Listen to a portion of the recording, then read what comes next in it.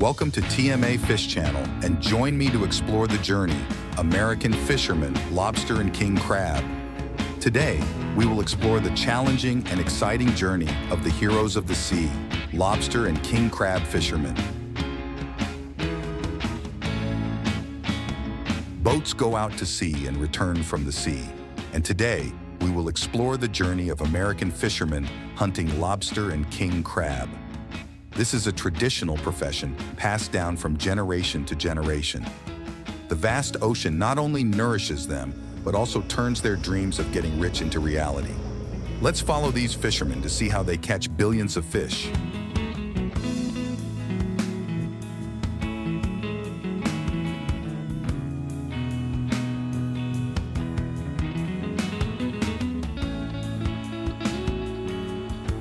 Lobsters and king crabs are solitary and highly territorial, which is best said about their lives on the ocean floor. We can find lobsters in the Northwest Atlantic, especially from Maine to New Jersey. Even at depths of up to 2,300 ft, it takes them about 5 to 7 years to reach legal harvest size. To catch lobster, the average fisherman can pull 250 to 300 traps in a day, harvesting up to 800 or 900 pounds of lobster. But don't let the numbers overwhelm you. The reality is they are facing constant changes in regulations, equipment, and fishing methods.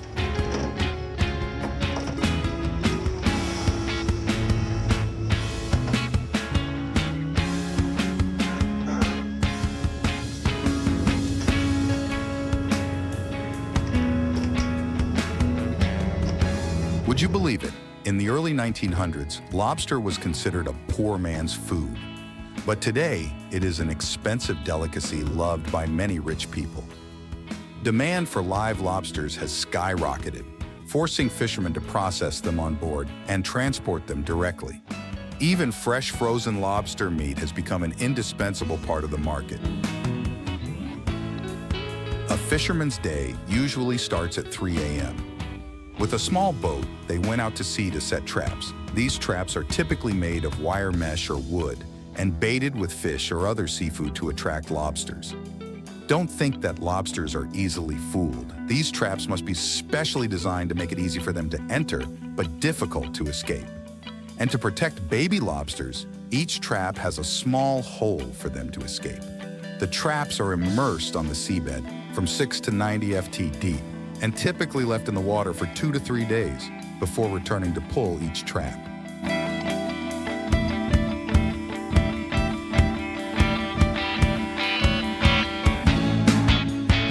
Fishermen use a special hook to pull the trap line onto the boat, which then connects to a hydraulic trap puller system, a pulley-like system that automatically rolls the trap up from the ocean floor.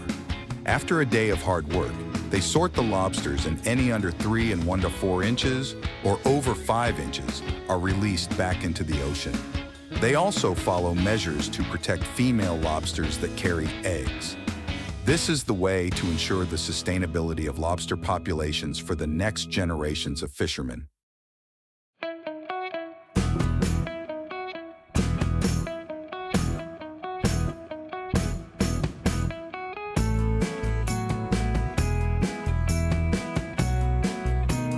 And don't forget, while lobsters can weigh up to 44 lb, fishermen must be quick and precise, not only because they can hurt them, but also because they are facing an undersea treasure hunt. Immense ocean. There is no specific strategy. The outcome of the trip depends greatly on the area they choose to fish. It's like a game of chance, right?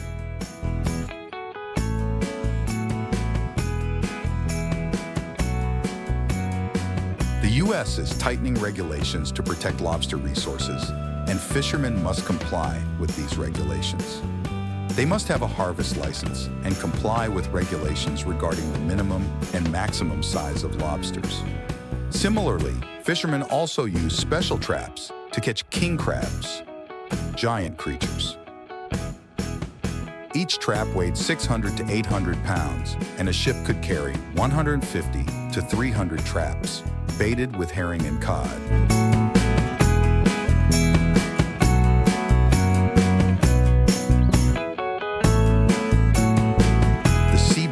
king crabs reside is where fishermen have marked the location of traps with buoys on the sea surface.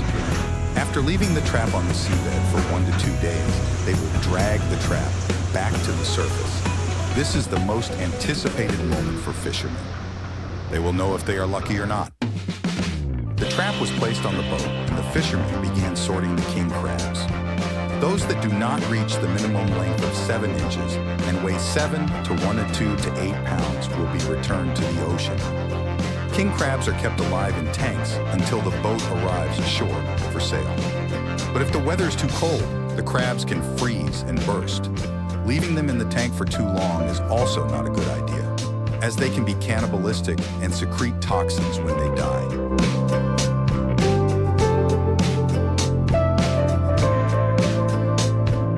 Sounds like a horror movie in the middle of the ocean, right? But the reality is, if a crab dies for any reason, it will secrete toxins that can kill other crabs. If fishermen do not remove it promptly, the entire catch can be ruined.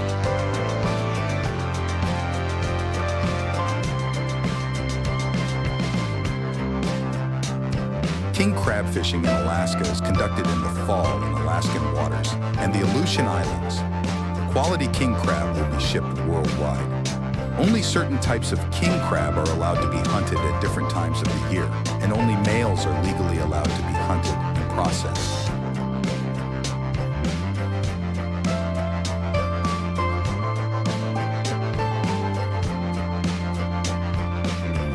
Behind the nutritious food and economic value, fishermen also sacrifice many things to catch them. The danger and death rate of fishermen is about 80 times higher than that of normal workers. On average, 1 king crab fisherman dies every week during the hunting season. More than 80% of these deaths are due to drowning or hypothermia. It's true that this job is not for the faint of heart.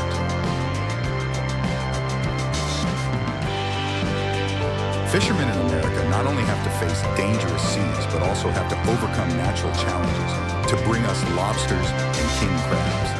They are the silent heroes.